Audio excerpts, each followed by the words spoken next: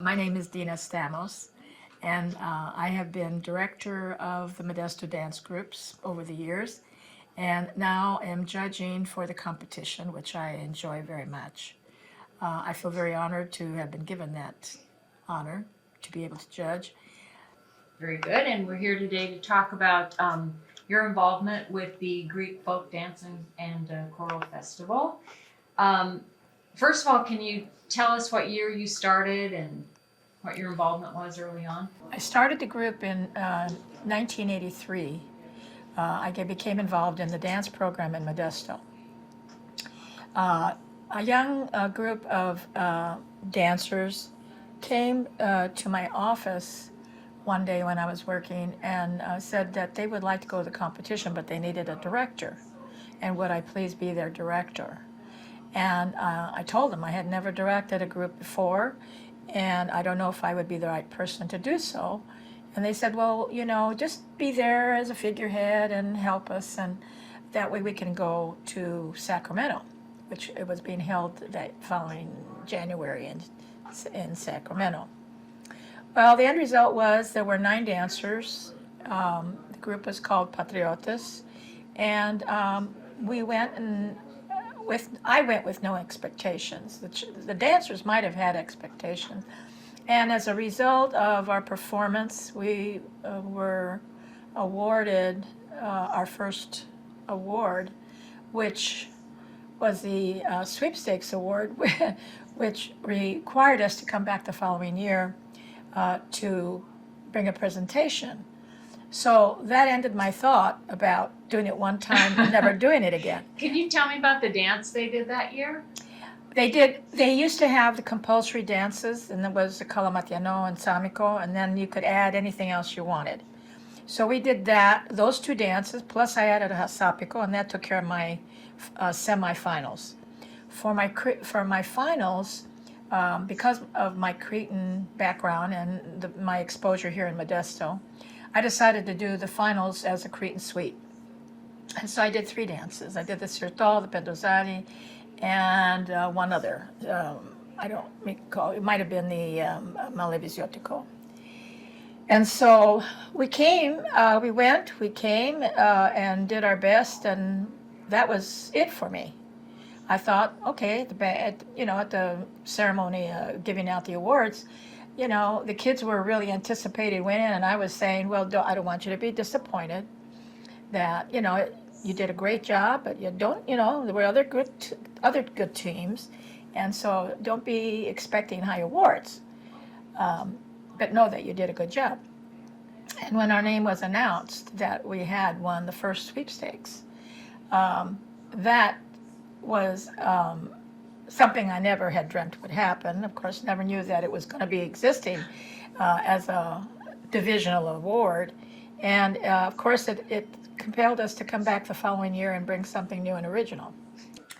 Well, I'm going to tell you right now that at the time that all this was happening, that I was asked to take a group to the competition. The competition was going to be held in Sacramento. And since it was so close to Modesto, the families wanted to go. And it was a difficult time for me because my husband going through a throat cancer surgery. And I had to make the choice if I could do it or not. It turned out that there were the 9 dancers, and then there were the 4 young boys that competed in the younger group.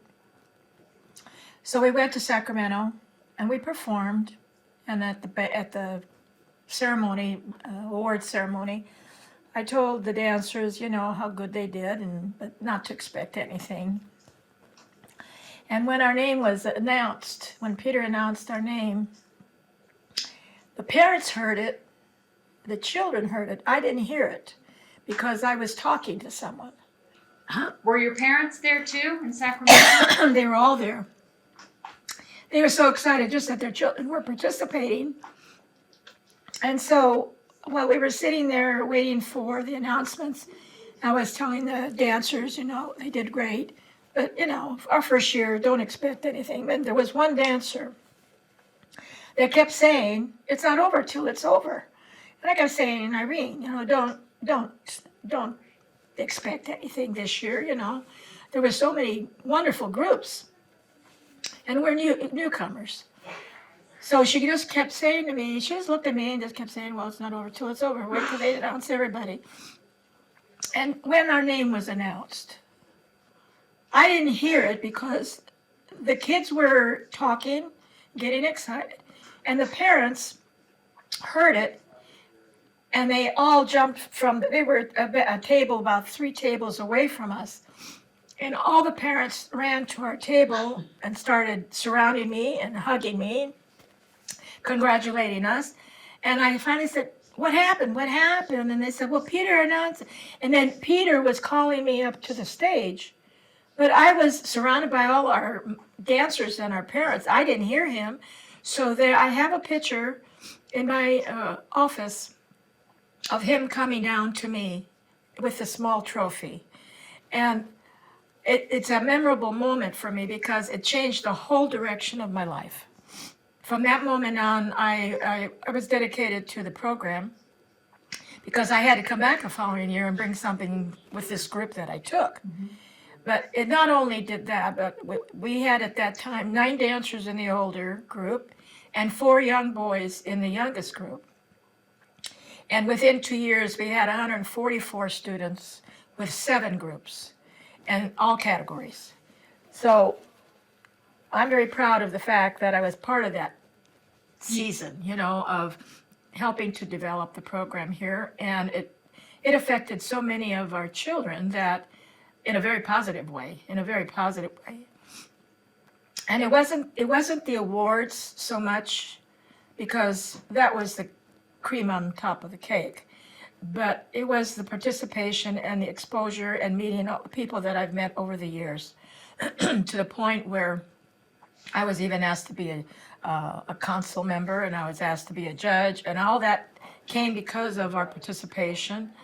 And someone thought I might be able to contribute something to the program, so I benefited from all of that. It has been a really big part of my life. How did you, you're known as an expert in Greek costumes, dance costumes. Well, how did you develop that or become that? Possibly, if that's being said about me, I feel honored. I don't feel qualified for that title, but we did win 18 awards during my term. So that's 18 years and 18 costume awards that we came away with, as well as 6 sweepstakes. Well, so that in a matter of 12 years, we did quite a bit. And how did you learn about the costumes? How did you know? I researched. I did a lot of research, and I was never satisfied to copy someone else. I always felt if I was going to make a costume, I was going to make one that was unique, different, and then if I picked a costume, I would learn the dances of that region, and we would do those regional dances. I always matched the dances with the costume. And over the years, we made costumes galore. We made Hasiat from Macedonia. We made the Gavakli from Thrace. We made them all, all the islands. And I have my parents to thank for that. Because once I got something in my mind that I wanted to do with the dancers, all I had to do was say, I wish I could do this. Well, what do you need to do? Well, we need to make a costume. Well, we're here. Whatever you need. Because they saw their children getting involved, and they were not only involved, but they were learning. And they saw that the heritage was being maintained within their family for their children. So I had all the support from this wonderful community. This community is in Modesto, California. I cannot tell you how big of an influence the parents were for me. Many of them were born in Greece at that time, so I had the benefit of knowledge from the Greek-born people. I had many workshops. I always had workshops with people that I respected in the field. And it turned out we had, I think, 4 or 5 workshops held here in Modesto. And we brought whoever we could get. that I felt, of respectable knowledge. And many people from out of state, from out of the country, people from Greece, they were part of those workshops.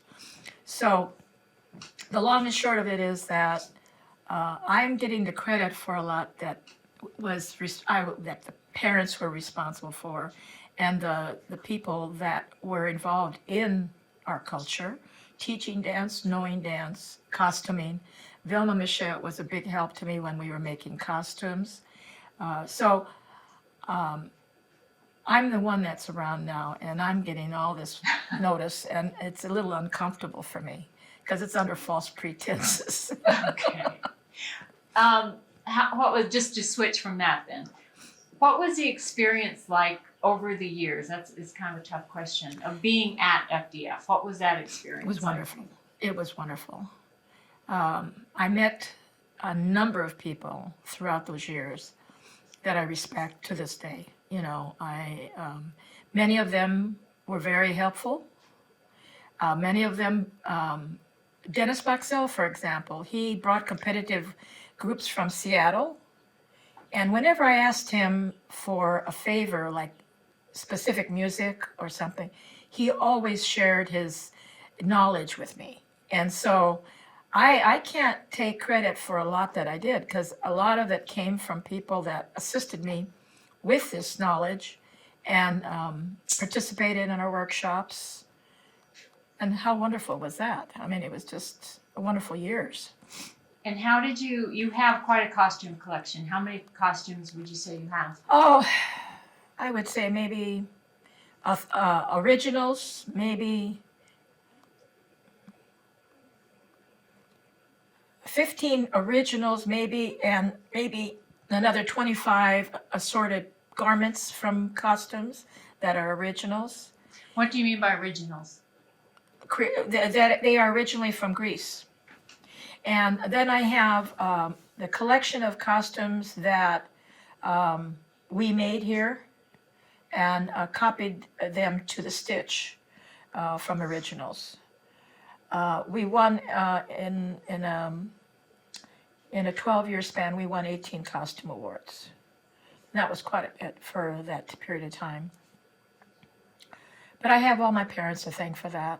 I don't take the credit. I mean, I did the research. I did the leadership part of it, of the dancers.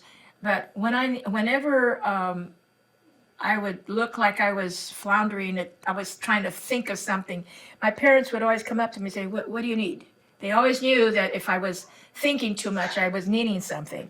And they would say, what do you need? And I'd say, oh, well, you know, I wanted to make a new costume this year, but, you know, I hate to ask anybody because they made a new costume last year. And I said, well, what do you need? And I said, you think the parents will mind? And they said, no. When you're doing what you're doing with the children, how can we stand back and just watch? No, supportive. we're here for you. If you want a new costume, we'll make a new costume. And they did. When it came to judging those costumes,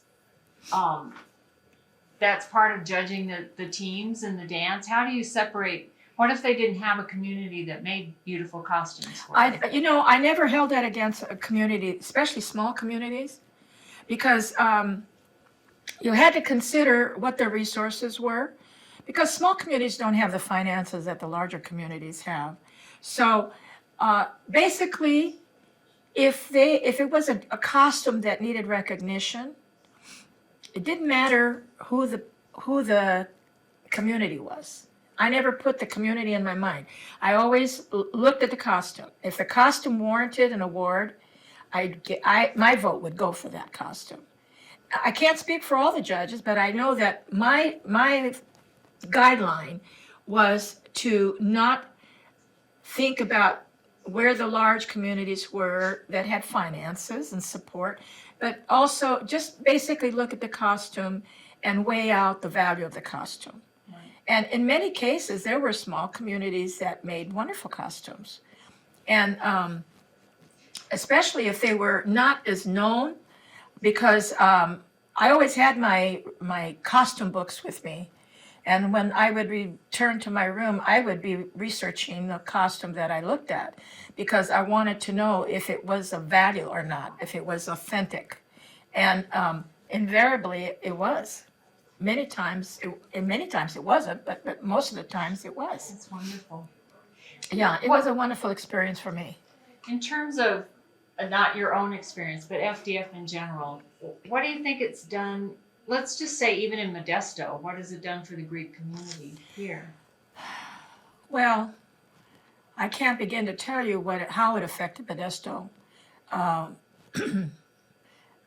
It was 2 or 3 generations of young kids that benefited from those years. Now we have a wonderful attempt at keeping the dance program going, but there's not as many workshops that are being done that I feel they should do to bring in people with assorted knowledges. They haven't made any new costumes of any amount in the recent years. Some have been made for some of the smaller groups, younger groups, but I look to see that whatever they do is authentic and is correct. I'm waiting for them to ask me for help, and whenever they do, I'll be here. So it's wonderful to see the younger kids, because the ones that I taught now are the parents of these dancers. And so the parents are pushing it because they know what they went through and how much it altered their childhood. Right. They made many friends at FDF, and your children yeah. dance. Well, my son was my youngest son was very involved. The 2 olders, my oldest son and my oldest daughter, were involved as parents now of children that are in the dance program. But they did not get in on that period of time where Modesto was building a dance program. They were already grown and gone to college and all that, so they didn't get in on that. But their children now, both my grandson and my granddaughter, are in the dance program. And I'm very glad to see that. But my youngest son, Spiro, was very involved. He brought one of the strongest dance groups, the Spartans, to the competition. And he sort of watched what I did, and he sort of followed in my footsteps. And I'm very proud of that. I'm very, very proud of that. He's now living in Castro Valley and is assisting with the Oakland groups. At least he has been with his wife. And I'm hoping that he'll stay involved, with the program. What about Peter and Litsa's role in getting everything started? Well, Peter is the reason I ever got involved. Peter is the one that drew me in. When I took my first group, and we won the sweepstakes. That was the first year they presented it, and we won the sweepstakes. He made it a point to include me. He got me into the board of trustees. He's the one that made me a judge. He's the one that helped me get those titles. And Peter had a vision that I haven't seen anyone else in the program have. And if it wasn't for Peter, the program wouldn't have been born. So the responsibility that fell on other shoulders was a big responsibility, and some did well, some didn't do too well. But I think that it will survive because it's a good program, and it's a very pleasurable program for the kids, and nothing like a good Greek competition. Right. Yeah. That's great. Do you have anything else you'd like to add about your experience with FDF? Well, my experience is that I am now a costume judge with the FDF. I have retired from the council, but I am still very emotionally connected. I can't cut that off. Once you've been involved with that program, you just can't break from it. And although I'm older now and I'm more or less retired, I always sit in on practices at the church and watch the dances and watch how the teachers are teaching. And I always hold back from going there and correcting them because I don't want to intrude. But it's that emotional connection that I can't let go of. I hope you don't. And I hope I don't, yes. So if there's, whenever there have been groups or people that have come up to me for advice, I'm more than happy to give it, if they ask me. I don't go thinking that I deserve to tell them anything, because they're doing a good job. They're doing a good job, and Father John is maintaining the program here in Modesto. So I'm happy to see that. I'm very happy to see that. Good. But I can say that the years that I was involved were the golden years, and the golden years can last only so many years, Then when new faces come in and they have their own methods of doing things, they do good things too. But see, I was part of a period where I was directly involved. Now I'm a sidewinder. I'm just sort of watching what's going on and enjoying the kids when I see them dance. And both my granddaughter, Gabrielle, and my grandson, Dimitri, are both Gabrielle is in Fresno's dance program, and Dimitri is here in Modesto. So I can watch and live through them. Yeah. If I could just ask you, this doesn't have to do with, well, it kind of has to do with FDF, but you told me a story yesterday that I don't know if we'll include it in the interview, but about when your husband Jim got cancer, and it was the same time you started with FDF, and Yeah. I would just like you to tell that story again. Okay. In 1983, my husband contracted cancer in the larynx, in the throat, and he was going through chemotherapy treatments and all that here in Modesto, and then he decided to go to Stanford because he wanted to be sure he went to the best place. And there his doctor was a ear, nose, and throat specialist, head of the department, and became really his best friend and doctor and physician.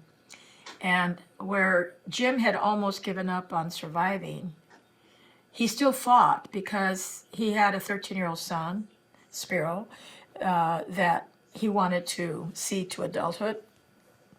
And he helped get through those years by being strong, and we all were strong, and believed that there was a bigger. And you helped him at the insurance. Huh?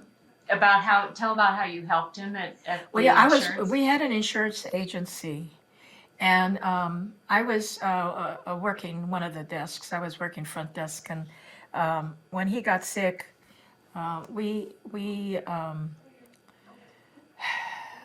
were faced with him and the illness, and there was a period of time that he felt that after he had his surgery, that he needed to take time off. And what I'm about to say is a sad part is that, our best friends were our partners, business partners, and they chose that time not to support us. And unfortunately, the partnership went to pass. It dissolved. But my husband, he was home 2 weeks, 3 weeks, not quite a month. And when all that came about, he showed up I was going to work, and he showed up one day to work, and he had a Cooper Ran, which is an electronic voice that you put here, and it talked like a mechanical voice. And I remember I asked him, I said, "What are you doing here?" And he says, "It's my business. I need to be here." And he told me that through this Cooper Ran. Well, our first client came in that morning, and he told me, "When he comes, I want you to sit at the desk with me in case he can't understand me." And I was really marveling at my husband because he had such a difficult thing happen to him where his voice was his tool of trade, and he lost it. And yet he was going to face a customer and struggle through that. And when I sat at the desk, I told the customer, "I'm here in the event you can't understand him," because he just had surgery and he had cancer of the larynx and he's lost his voice, but he can speak to you. He said, "You don't have to do that. I will be able to hear him." And it was so positive. I sat back and I watched my husband do his first sale in our office without me. And I thought, he's a survivor. He's going to do it. And he did. He survived all that. We survived partners, going out on us. We survived a lot of things, but never lost the business. He went on to be in the business for 30 more years. So we were blessed, We had God on our side, and that was a big help. I love that. A lot of friends, were there for us. All our customers stayed with us. They never left us, and they could have, because Jim would give them the option. If you feel uncomfortable with me not being able to talk clearly, I will help you find someone. No, I don't want anybody else. So it was really a very big honor to have them stay loyal to him at a very important time in his life. So that period of time, right when we were in the midst of that, one of the dancers from the group that wanted to go came into my office and said, "Can I talk to you?" And I said, "Sure." And we went into the conference room, and he said, "Well, he said, there's 9 of us that want to go to FDF, but we need a director." And I said, "Okay. And so what are you coming here for?" He says, "We want you to be our director." I said, "But Michael, I haven't directed a group. I don't know where to begin." He says, "But you're a dancer. You know how to dance." He said, "So you'll find a way. It just said we need a title with our name." And so I started that way. I went into the Patriots. We made up our name then. I had about 7 names, and I said, "Pick one." And then we said, "You like Patriotas," so that's what we named ourselves. And the rest is history. And the rest is history. One person cannot take credit for a program that went as long as it did with success. And so for one group to win back then, now we've got Long Beach, that's 110. But back then, a group was lucky to win 1, let alone 6 in every other year. So I feel like I'm part of the history of FDF. And I'm really I'm very happy I was in that period of time. Because I learned a lot. I learned an awful lot. You did a lot of research. I did. I always connected with people that knew more than me. That was the secret. I never was too proud to ask, and I never was too proud to admit I didn't know anything. And it turned out that they came when I knew more than some others, but it came with the help of people along the way. And that's how life is. I mean, when you go through life, if you attach yourself to people that you respect and that know more than you know. My mother used to say, never be afraid of the person who knows more than you. Always latch on to them because they can teach you. And that's what I did all my life. And I was very blessed because I had many people, many parents. If I they might have made a costume last year, but if I said, oh, I wanted to make a costume with this sweet. Okay, what do you need? And so. And it's a lot of work. It's many. You don't know. I mean, in this room here, I had 14 dancers and about 8 mothers embroidering costumes so they would get finished on time. The embroidery took a lot longer than anticipated. I always made one costume for myself whenever we made a costume because there was always a family that couldn't afford to make one.